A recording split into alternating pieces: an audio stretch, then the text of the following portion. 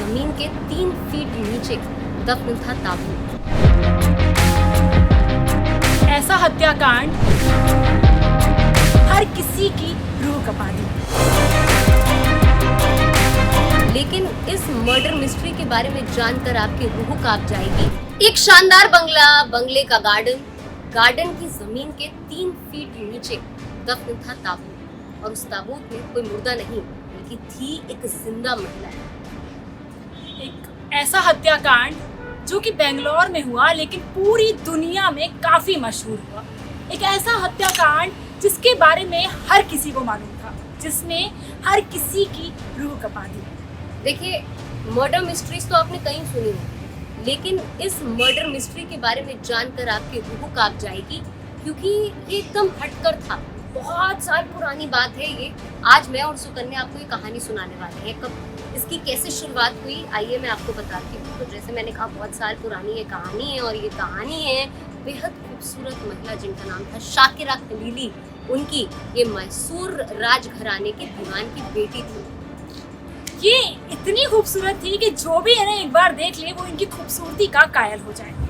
ना सिर्फ खूबसूरत बल्कि बुद्धिमान। ये फॉरेन से पढ़ी थी और इनके बारे में बहुत सी चर्चाएं थी कि जो भी ये बला की खूबसूरत हैं और इन्हें जो भी देख ले वो एकदम खुश हो जाएगा। और इनसे शादी, उस वक्त इनकी शादी की बात हुई जब ये फॉरेन से पढ़ के वापस आई, तो इनके लिए लड़का खोजने की बात हुई, और लड़का भी इतना कि वो राजसी घराने के बराबर हो। अकबर मिर्जा खलीली आईएफएस अफसर थे उस दौरान।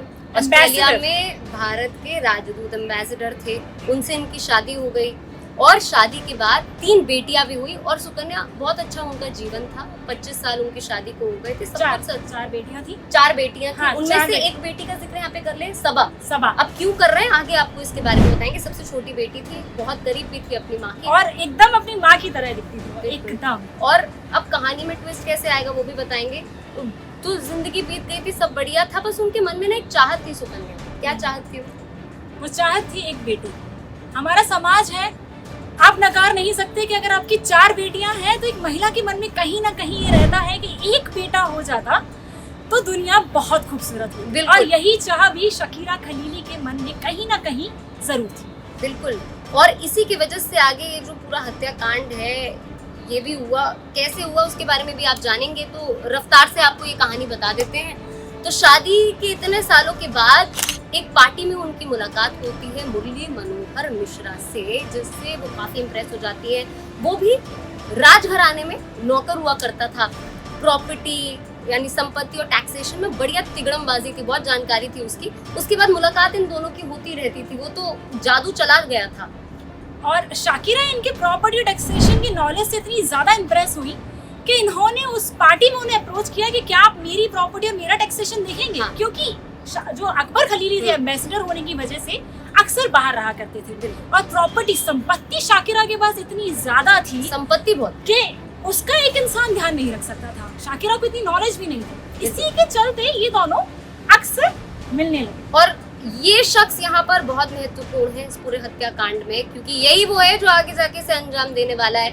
तो अब होता ये है कि ये बंदा बेंगलोर जाता है और ये बन जाता है गॉड मैन, और ये अपना नाम कर देता है स्वामी श्रद्धानंद। इसी नाम से आगे इसको सब जानते हैं। अब स्वामी श्रद्धानंद जो है, इसने ऐसा जादू कर दिया था शाकिरा खलीली पर कि अब धीरे धीरे जो मुलाकात है वो प्यार में बदलने लगा। और इतने साल की सुखद शादी और 4 बेटियां होने के बावजूद वो अपने पति को तलाक दे देती हैं और स्वामी श्रद्धानंद से शादी करने का फैसला कर लेती है। परिवार अगेंस्ट हो जाता है, तीनों बेटियां अगेंस्ट हो जाती हैं। बस छोटी बेटी को छोड़ के सबा अपनी माँ के साथ उनके साथ रहने आ जाती है बेंगलोर में। और बेंगलोर में वो घर के बारे में बताओ सुकन्या, किसका घर है? अब क्योंकि बहुत ज्यादा लोग उन दोनों में प्यार था, पर एक और चीज थी। ये चीज थी कि स्वामी श्रद्धानंद ने शाकिरा को वादा किया था एक बेटे का।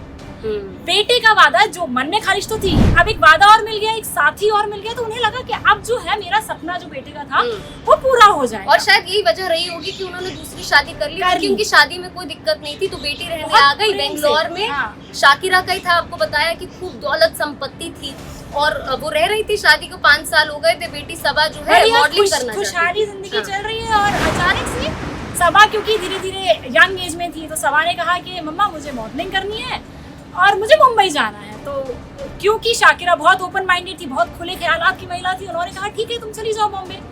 बॉम्बे सभा चली गई। अब जब बॉम्बे सभा गई, उसने मॉडलिंग में अपना परचम लहराया, she was a very good model. उस वक्त इन दोनों के बीच में फोन पर अक्सर बात हुआ करती थी शाकिरा और सबा की, because she was always concern, है ना, माँ से जैसे अक्सर हम बात करते हैं वो करती रहती और वो दोनों बहुत क्लोज भी थे। लेकिन अब इसमें देखिए पूरी रफ्तार से कहानी ये सुनाती हूँ कि यहीं से जो है ना स्पीड अप होनी शुरू होती है पूरी कहानी। तो सबा अपनी माँ को एक दिन कॉल करती है, 5 साल बीत जाते हैं उनकी शादी को स्वामी श्रद्धानंद से किए, उनको भी माँ का कोई सुराग नहीं मिल पा रहा है, माँ से बात नहीं हो पा रही। जब भी कॉल कर रहे हैं तो स्वामी श्रद्धानंद कुछ ना कुछ बहाना दे रहे हैं, यहाँ है वहाँ है।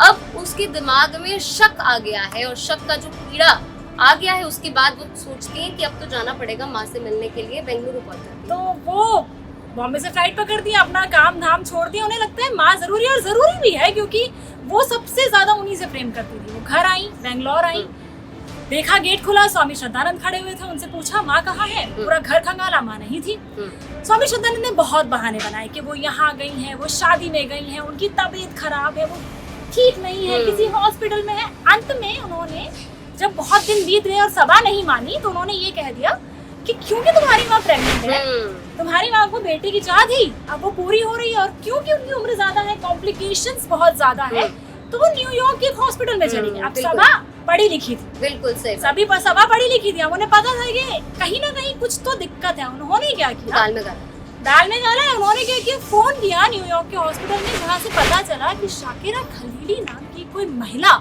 उस हॉस्पिटल में थी ही नहीं। बिल्कुल। अब इसके बाद पासपोर्ट क्या है, पासपोर्ट वाली बात के साथ ही में ना उसको कहीं ना कहीं शक तो था ही कि स्वामी श्रद्धानंद को पता कैसे नहीं है कि वो कहाँ है। उसके बाद उसने अब तक शिकायत क्यों नहीं दर्ज कराई पुलिस में। तो अब वो एक सोच लेती है कि अब तो पुलिस में करना पड़ेगा, शिकायत दर्ज करानी पड़ेगी। तो वो जाती है थाने में, पुलिस रिपोर्ट लिखवाती है, पुलिस इन्वेस्टिगेशन शुरू कर देती है शाकिरा खलीली को ढूंढने के लिए। कई साल इसमें निकल जाते हैं, कोई सुराग नहीं मिलता। ऐसा केस हो जाता है कि पुलिस को लगता है कि अब फाइलें सब बंद हो जाएगा, अब कुछ नहीं मिलने वाला। कहाँ है शाकिरा खलीली? बेटी बेचारी इंसाफ की लड़ाई लड़ रही है, लेकिन उसकी माँ का कोई सुराग नहीं मिलता। इस बीच प्राइम सस्पेक्ट्स की लिस्ट बनती है सुकन्या, और प्राइम लिस्ट में सबसे ऊपर नाम स्वामी श्रद्धानंद का, क्योंकि स्वामी श्रद्धानंद इकलौते ऐसे इंसान थे जो उनके साथ 24 घंटे रह रहे थे। अब उनसे पूछताछ करने की पुलिस कोशिश करती है पर कर नहीं पाती, क्योंकि वो तो स्वामी बन चुके हैं। उनका एक पूरा रसूख है, बहुत सारे लोग उनके फॉलोअर्स हैं, और फॉलोअर्स पीछे पड़ गए पुलिस के। लोगों मतलब पुलिस जितना सख्ती से पूछताछ करना चाहिए हो नहीं, इसीलिए कुछ हो ही नहीं पा रहा था। अब केस होने वाला था क्लोज, पर जुर्म जो है छुपता नहीं है, ये आप मत भूलिए। क्योंकि उसी वक्त क्या हुआ कि पुलिस का ही एक कांस्टेबल एक ठेके में बैठ के दारू पी, बिल्कुल ये थैली वाली दारू उस वक्त चला कर दी थी। वहीं पर दारू पीते पीते उसके कान में एक आवाज पड़ी, और आवाज थी, बिल्कुल वो आवाज थी कि शाकिरा खलीली अब इस दुनिया में नहीं है, उसे आप ढूंढ नहीं पाएंगे, नहीं मिलेगी। अब जैसे ही उसने सुना तो उसे पता था कि भाई ये नशे में। उसने बातें उगलवाने की कोशिश की तो उसने कई चीजें बताई, तो पता चला कि वो स्वामी श्रद्धानंद का नौकर था। अब उसने उसको धर दबोचा, वो थाने लेकर गए, उसका नशा वशा सब उतर गया सुकन्या। वहां पर उसने पूरी कहानी उगल दी और उसने बताया कि उसके मालिक स्वामी श्रद्धानंद ने एक ताबूत में जिंदा शाकिरा खलीली को डालकर उसे जमीन में दफन कर दिया। और जब पुलिस ने ये कहानी सुनी ना तो पुलिस हैरान हो गई कि कोई ऐसा कैसे कर सकता है। अब सवाल ये था, चलो ये तो पता चल गया था कि जिंदा दफन किया गया, पर ये नहीं पता था कि कहाँ दफन किया गया और क्यों किया गया। अब इसके बाद उसी जो राजू उसका नौकर था, उसी के साथ एक और महिला काम किया करती थी, उसे बुलाया गया पुलिस स्टेशन। जब उसे पुलिस स्टेशन बुलाया गया, उससे पूछताछ की गई, उससे जाना गया कि तुम ये बताओ स्वामी श्रद्धानंद दिन भर में क्या करते हैं। तो उसने एक बात बताई जो कि उस पुलिस अधीक्षक के दिमाग में रह गई, और वो बात ये थी कि स्वामी श्रद्धानंद अपने गार्डन में उन्होंने टाइल्स लगवा दी है, झाड़ फूक जो पूरा है वहाँ का घास फूस वो हटवा दिया है, टाइल्स लगवा दी है, और वहाँ पे तुलसी का पौधा रखा हुआ है जिसे वो रोज दूध चढ़ाते हैं। अब पुलिस अधीक्षक के दिमाग में एक सवाल आया। दरअसल उनके गांव में एक प्रथा थी कि जहाँ पर किसी का दाह संस्कार किया जाता था, वहाँ तुलसी का पौधा लगा के उसे दूध चढ़ाया जाता था। यहीं से कंफर्म हो गया कि शाकिरा को जिंदा उसने कहीं और नहीं बल्कि अपने ही उस शानदार बंगले के गार्डन में जिंदा दफना दिया। बिल्कुल। और उस गार्डन में से ताबूत निकला, डीएनए टेस्ट किया गया तो पता चला वो शाकिरा खलीली ही थी। अब कहानी भी बता देती हूँ। तो कहानी ये थी कि उसने संपत्ति के चक्कर में, स्वामी श्रद्धानंद ने क्यों किया वो भी आगे बताएंगी, सुकन्या भी आपको बताएंगी।